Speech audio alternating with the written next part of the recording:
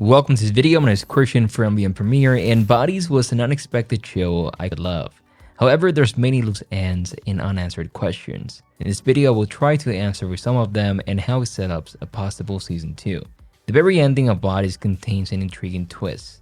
After Mannix is erased and the timeline changes, we see Shahara back living a normal life in 2023, starting from the beginning of what we saw in episode 1, with no bomb having gone off. In the final scene, Shahara gets in a taxi and the driver is revealed to be Iris. This implies Iris has also somehow traveled from the future 2053 to 2023 or from another timeline. Her presence and the Kyle sign appearing in the skyline suggests the timeline may still be altered and the threat not completely over. Iris looking at Shahara suggests she knows something Shahara doesn't and has an agenda. The creators likely include this as a way to leave things open-ended, hints at a sequel season, and make us question if the temporal manipulations really ended. Iris mysteriously appearing in 2023 and clearly recognizing Shahara is one of the biggest unexplained questions raised by the ending of Bodies. But here are some possible theories about what her presence could mean. Maplewood used the throat to follow Mannix's plans even after he got raised.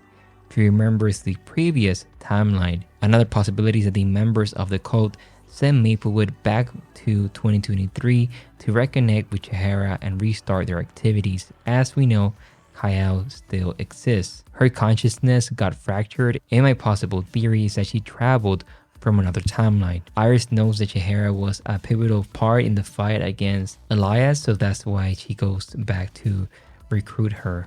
Now we know that there's a possibility that she has to change the events again for her own motive and that targets Shahara as the key helper. The possibilities are fascinating. Having Iris a presence raises so many intriguing theories about time travel as well as multiple realities. So that's something that we'll have to wait for season 2, but it's more layers to peel back.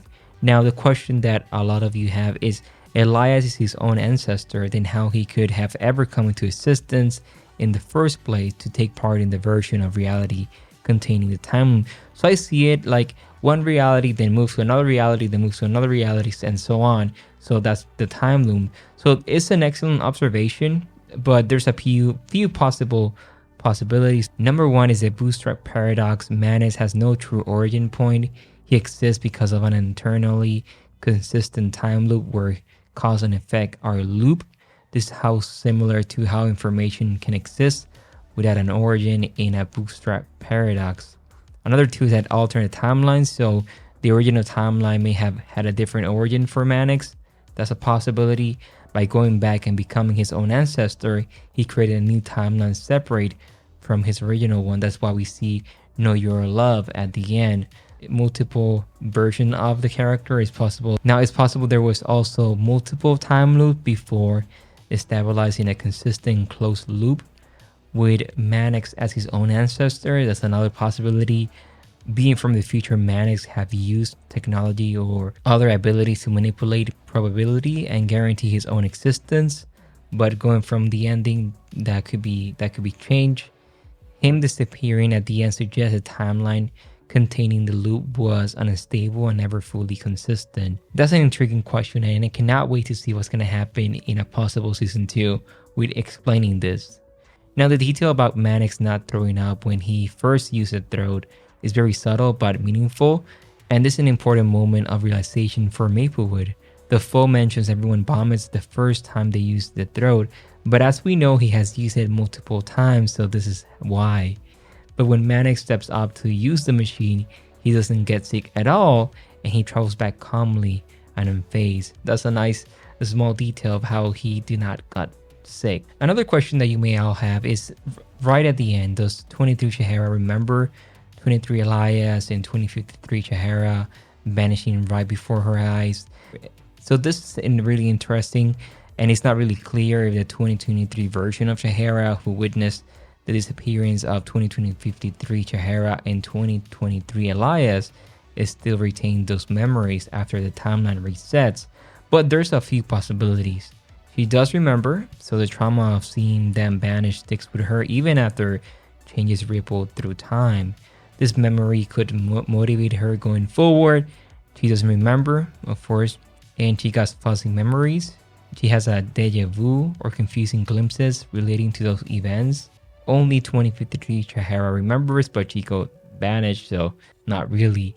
So the show doesn't completely confirm what he retains, so that's an interesting question. Going from the ending, the other characters seem to remember or have a deja vu about those characters, so it will be nice to see how it connects to season 2. I agree the writers probably wanted thought-provoking mystery more than concrete answers for that ending. Whether they have a plan or will devise one if necessary is unclear, but leaving things open seems a creative choice to spark discussion. It's meaningful that the detectives encounter pivotal characters from their altered past like Carl, Esther, Hillinghead, and Henry. It suggests echoes of those relationships persist despite the timeline changes. Iris' presence in 2023 is very perplexing given the last time we saw her was in 1890, so it's unclear how she traveled to 2023 or has memories after Elias was erased.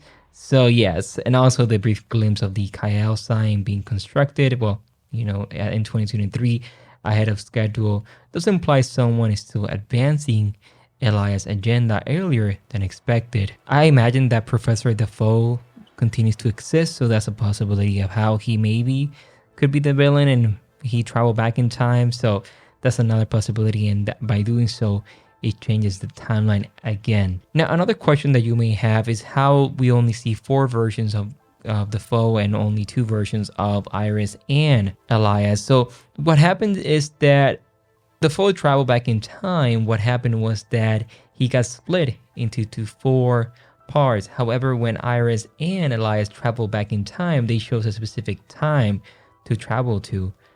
So this is why. So those are some of the questions that you left in my video, and I wanted to answer and do a separate video explaining how I set up season 2.